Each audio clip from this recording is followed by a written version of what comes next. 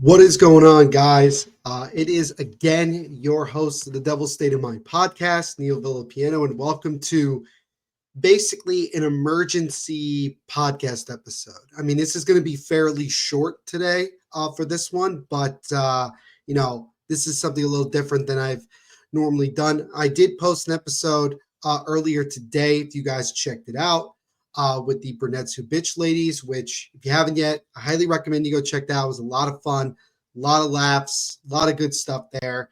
This quick episode, not going to be as much because I'm coming to you about an hour or so after we got the news that we were all expecting and dreading, but now we get official word as Jack Hughes will be out for the remainder of the 2024-25 season after having shoulder surgery.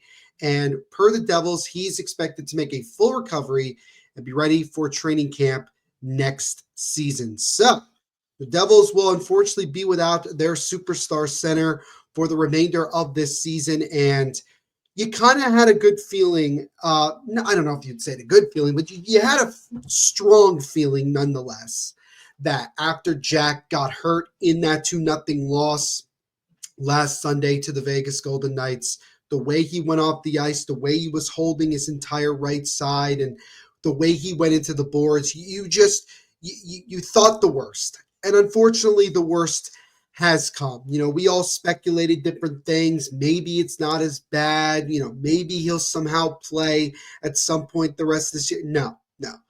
I think Jack, as it was told apparently that he spoke with doctors, he spoke with his family about it, that the smart move for him was to get surgery and get ready for next year. And I know from just watching Jack Hughes, how he goes about his business, that this must absolutely crush him, that yet another year gets ended shortly due to an injury. And he once again deals with another shoulder injury. And I'm not going to sit here and talk about things like what does the future hold for the Devils and Jack Hughes in terms of, do they, believe in him or do they trust him to stay healthy? Like, I'm not going to go through any of that because we already know the answer to all those questions. That doesn't need to be debated.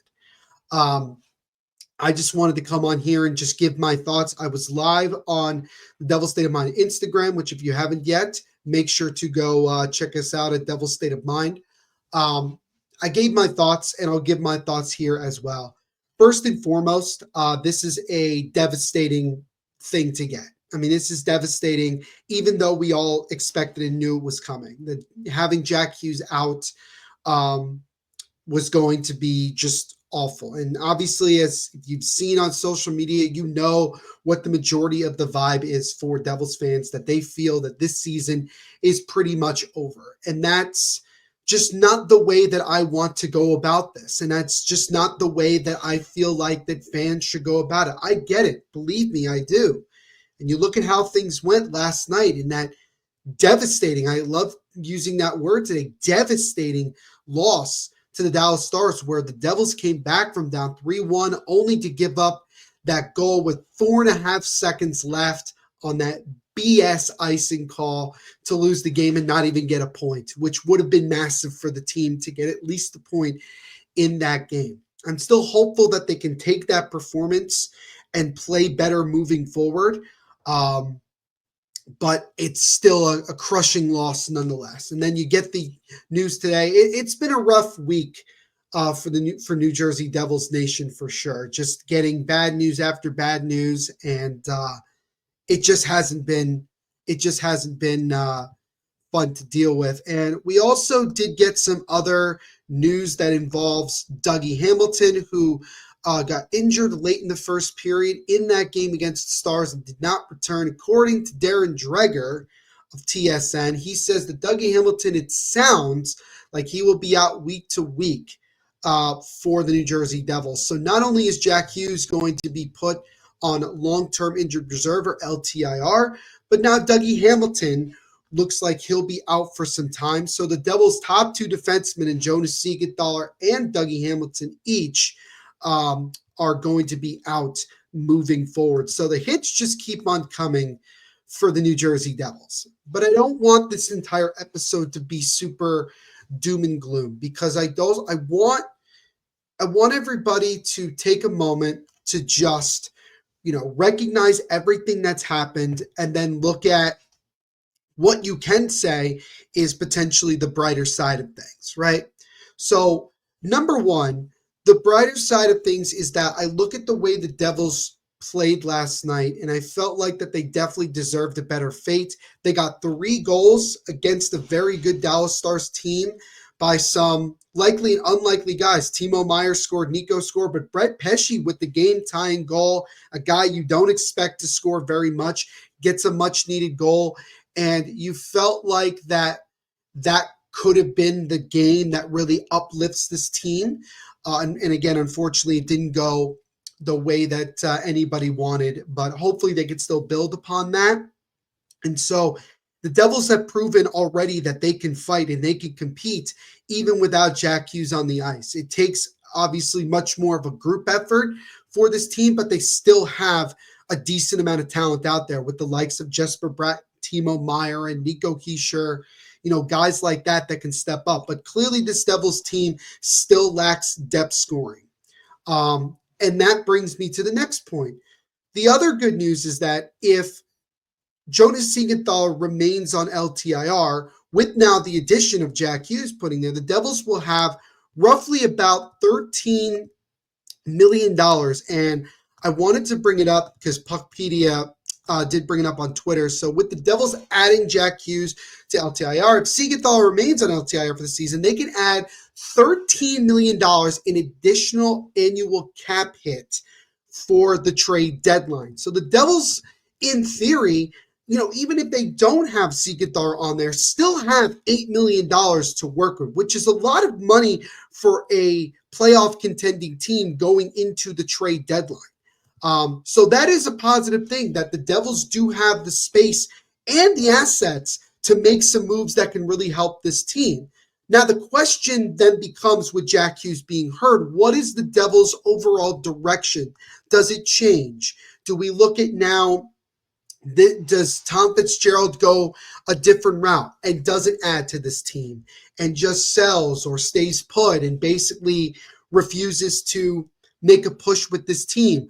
Well, according to what I saw here on Twitter from Cam Robinson, he's saying, what I'm being told is that the Devils had time to accept they won't have Jack Hughes this season, and this will not alter their plans to try to add pieces before the deadline. James Nichols of New Jersey Hockey Now, also according to a source from him, said the same thing. Emily Kaplan has said the same thing.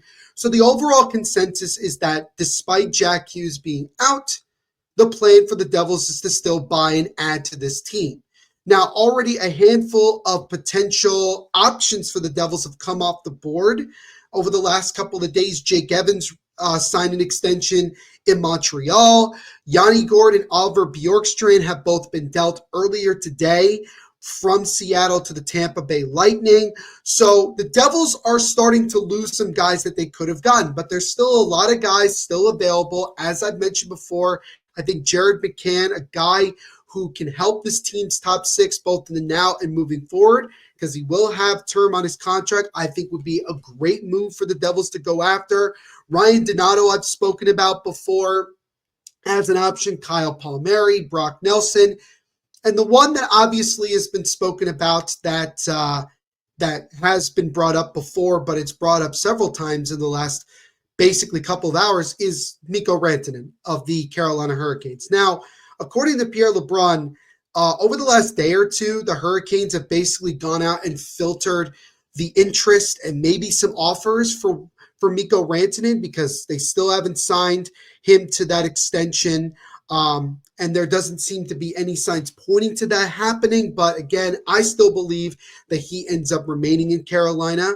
And if the Devils are involved, they may have to pay more than other teams because it's a team within your own division and a team that you may very well have to face in the first round or maybe even at some other point in the playoffs, depending on seeding. So that would be the most wow type of move that Tom Fitzgerald has ever made. And that includes the Timo Meier deal.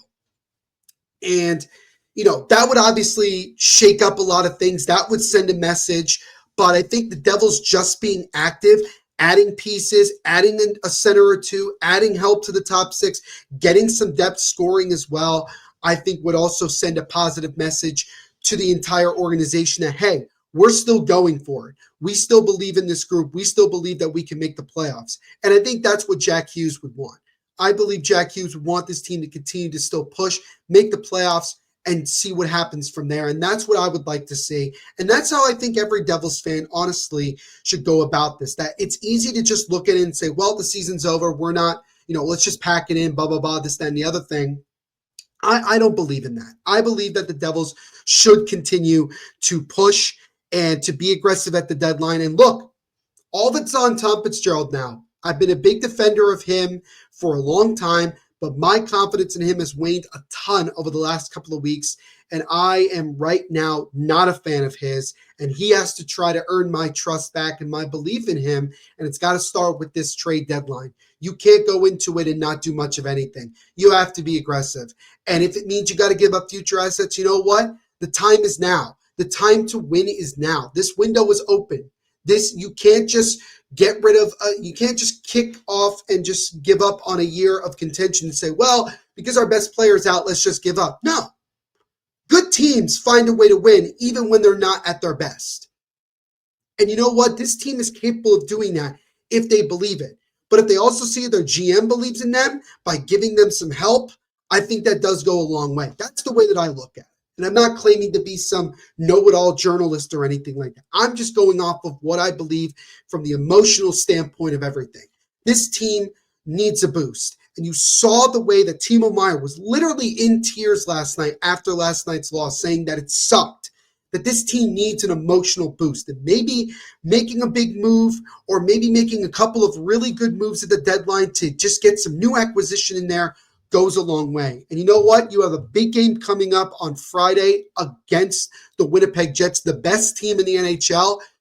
If you can find a way to win that game, that could go a long way moving forward. And the Devils' schedule does get easier while the schedules of teams, coming from behind on the Devils, like the Blue Jackets and the Rangers and teams like that, their schedule gets a lot harder.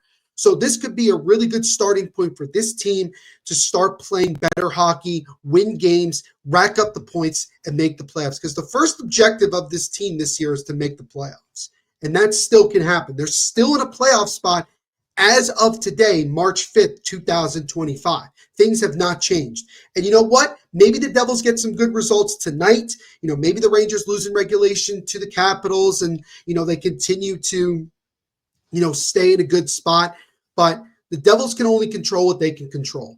And Tom Fitzgerald, this is your opportunity to prove a lot of people wrong, to shut up a lot of naysayers like myself, and really do a lot of good for this team and try to give them the help that they so desperately need. But for Jack Hughes, again, it's devastating. It's absolutely devastating that he once again has his season cut short. He finishes the 2024-25 season with 27 goals, 43 assists, for 17 points for 70 points on the year. He is still tied for the team lead after Bratt got a couple points last night, but obviously he will get past fairly soon, I believe. But now also there has to be other guys that step up. Nico Hischier, Jesper Bratt, Timo Meier, Dawson Mercer, please. Even on the back end, if they can provide some offense, Luke Hughes, Seamus Casey, Shimon Nemec. This team still has a pretty solid defense, and their goaltending has been tremendous. They can find ways to win games even if they're not scoring a whole lot. And if they can do that, that's the type of playoff hockey that we'll expect to see when the playoffs get around. But right now, with the Devils off until Friday, you have to, if you're Tom Fitzgerald, you have to make moves. You have to be aggressive. You got to give this team a chance. They still can make the playoffs. They're still very much in a playoff spot right now. There's no reason to punt this season and give up. And I'm not giving up, and neither should you, Devils fans. But unfortunately, Jack Hughes will not be along for the ride on this one, as again, he is out for the rest of the season after getting surgery on his shoulder. But good news is he will be back fully healthy and ready to go for next season whenever that gets underway. So our thoughts and prayers go to Jack Hughes and his family during this really, really difficult time for him. And we're excited that we will get to see number 86 back at some point in the near future. And I know he's going to be cheering on his team regardless. But yes, we wish, again, nothing but the best for Jack Hughes. And you know what, Devils fans? Let's get behind this team moving forward, and let's still believe, because I still believe, and I think you should as well.